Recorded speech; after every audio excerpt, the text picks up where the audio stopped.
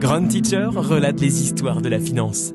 Bienvenue dans Grand Teacher relate, là où l'histoire de la finance se dévoile comme jamais auparavant. Aujourd'hui, nous plongeons dans l'histoire fascinante d'une institution centrale, un pilier de l'économie mondiale, la Réserve fédérale des États-Unis, la célèbre Fed. Une histoire de crise, de compromis et de pouvoir. Prêt à voyager dans le temps ? Pour comprendre pourquoi et comment la Fed est née, il faut remonter à la fin du 19e siècle, une époque de turbulence financière aux États-Unis. Imaginez un pays en pleine expansion industrielle, des banques locales dispersées et une économie qui s'envole, mais vacille souvent. Entre 1873 et 1907, les États-Unis traversèrent pas moins de 4 grandes paniques bancaires. Ces crises financières, brutales et imprévisibles, laissaient derrière des banques en faillite, des épargnants ruinés et une économie paralysée. Et le pire dans tout ça, il n'y avait aucune autorité centrale pour intervenir. L'apogée de ce chaos fut la panique bancaire de 1907. Tout commença avec des spéculations hasardeuses sur le cuivre et l'effondrement de la Knicker-Bocker Trust Company, l'une des plus grandes institutions financières de New York. Très vite, une crise de confiance s'empara des marchés, et les files d'attente devant les banques s'allongèrent à perte de vue. Nous sommes désolés, mais la banque est à court de liquidités. Face à cette situation, un homme sortit de l'ombre pour sauver la mise, JP Morgan.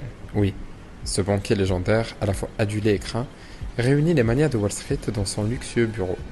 Pendant des nuits entières, ils élaborèrent un plan pour injecter des fonds dans le système bancaire, stabilisant temporairement la situation. Mais cette solution, bien que héroïque, montra une chose essentielle. Les États-Unis ne pouvaient plus se reposer sur la philanthropie d'un seul homme, fût-il JP Morgan. Il fallait un système centralisé, une autorité capable d'agir rapidement en temps de crise. Et c'est ainsi qu'en 1910, dans le plus grand secret, une poignée de banquiers et de politiciens se réunirent sur l'île Jekyll, en Géorgie. Parmi eux, des noms comme Paul Walberg, Frank Vanderlip et Nelson Aldrich. Leur mission ? Dessiner les contours d'un système bancaire central moderne. Aucun journaliste ne doit savoir ce que nous faisons ici.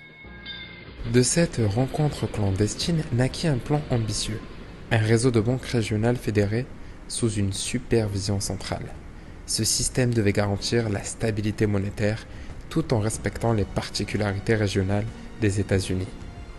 Mais le chemin vers l'approbation de ce plan ne fut pas sans obstacle.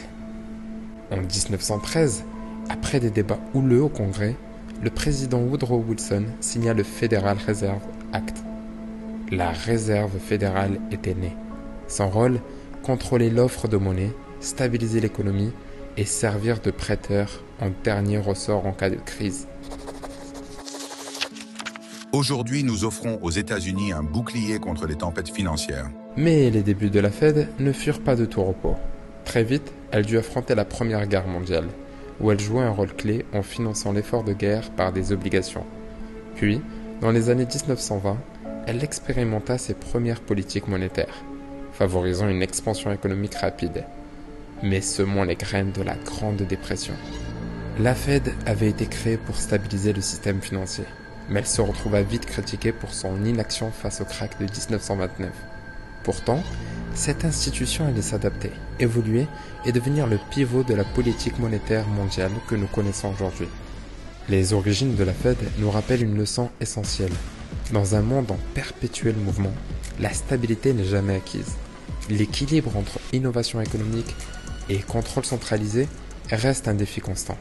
Et voilà, chers auditeurs, comment est née la Réserve fédérale, une institution qui continue de façonner le destin économique de notre planète. Merci d'avoir voyagé avec nous dans le temps. À bientôt pour un nouvel épisode de Grand Teacher Relate, là où la finance prend vie.